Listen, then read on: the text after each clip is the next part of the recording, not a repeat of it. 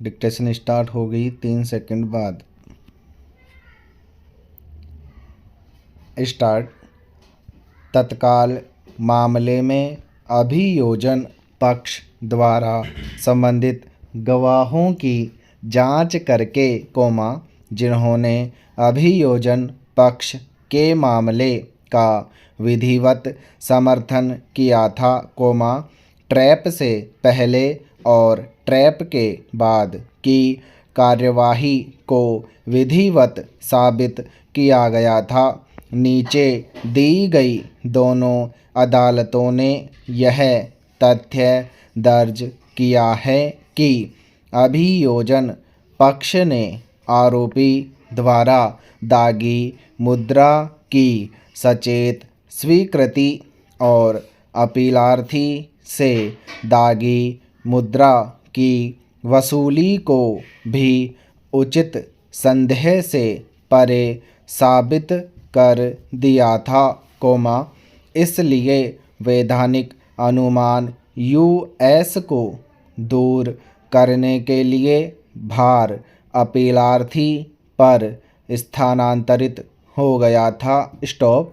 उक्त अधिनियम का और यह साबित करें कि इसे अपने सार्वजनिक कर्तव्य के प्रदर्शन के लिए एक उद्देश्य या पुरस्कार के रूप में स्वीकार नहीं किया गया था, जिसे अपीलार्थी दूर करने में विफल रहा था। अपीलार्थी द्वारा दिया गया स्पष्टीकरण शिकायतकर्ता के दर्ज किए गए बयान से मेल नहीं खाता था। उच्च न्यायालय ने यह भी अभिलिखित किया था कि अपीलार्थी द्वारा लिया गया बचाव की उसके द्वारा दागी मुद्रा की स्वीकृति सोसाइटी के लेखा परीक्षा शुल्क के प्रति थी, उसके द्वारा उतना साबित नहीं किया गया था जितना कि रिकॉर्ड में यह दिखाने के लिए कुछ भी नहीं था कि राशि 434 थी। पैरा। विचारण। न्यायालय अभियोजन पक्ष द्वारा प्रस्तुत मौखिक और दस्तावेजी साक्ष्य की सराहना करने के बाद यह अभिनिर्धारित किया कि अभियोजन पक्ष ने अपीलार्थी अभियुक्त के खिलाफ लगाए गए आरोपों को उचित संदेह से परे साबित कर दिया है। तदनुसार, अपीलार्थी को दोषी ठहराया गया और सजा सुनाई गई, जैसा कि ऊपर बताया गया है। उच्च विचारण न्यायालय के समक्ष अपीलार्थी द्वारा प्रस्तुत अपील में, दोष सिद्धि और सजा के उक्त निर्णय के खिलाफ, उच्च विचारण न्यायालय ने अभिलेख पर साक्ष्य की फिर से सराहना की और निचली अदालत द्वारा दर्ज दोष सिद्धि और सजा को स्वीकार किया। पैरा।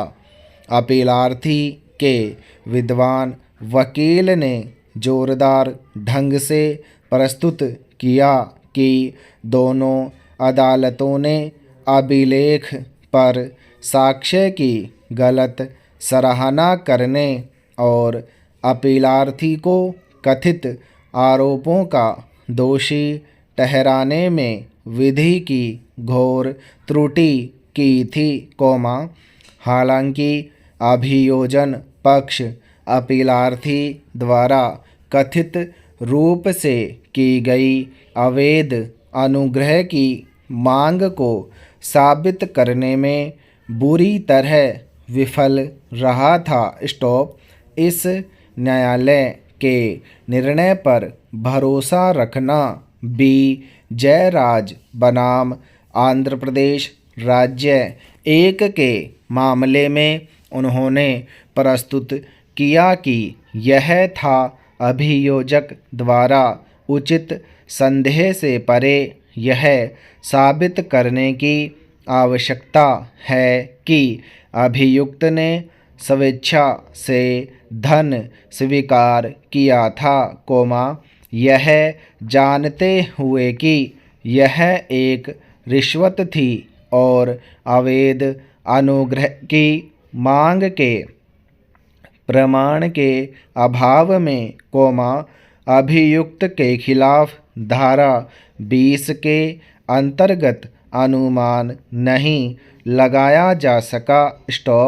तत्काल मामले में उनके अनुसार, शिकायतकर्ता की सुनवाई शुरू होने से पहले मृत्यु हो गई थी, इसलिए उसकी जांच नहीं की जा सकी और इसलिए रिश्वत के रूप में पैसे की मांग के आरोप को अभियोजन पक्ष द्वारा साबित नहीं किया गया।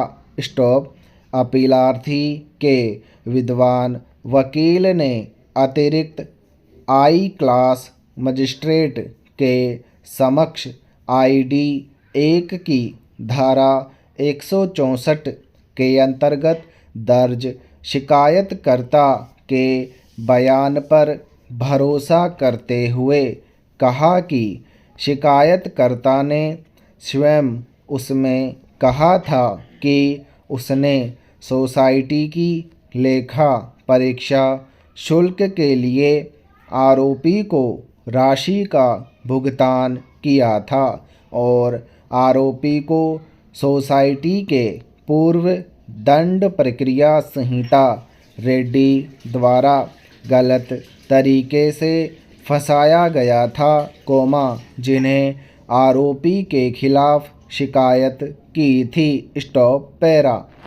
तत्काल मामले में अभियुक्त ने धारा 313 के अंतर्गत अपने स्पष्टीकरण में कथित राशि की प्राप्ति को स्वीकार कर लिया था। इसलिए न्यायालय को उक्त स्पष्टीकरण के आलोक में अभियोजन पक्ष द्वारा रखे गए साक्ष्य की सराहना करने और इस बात पर विचार करने की आवश्यकता थी कि क्या उक्त राशि कानूनी पारिश्रमिक के अलावा एक अवैध अनुग्रह राशि थी या नहीं। समाप्त।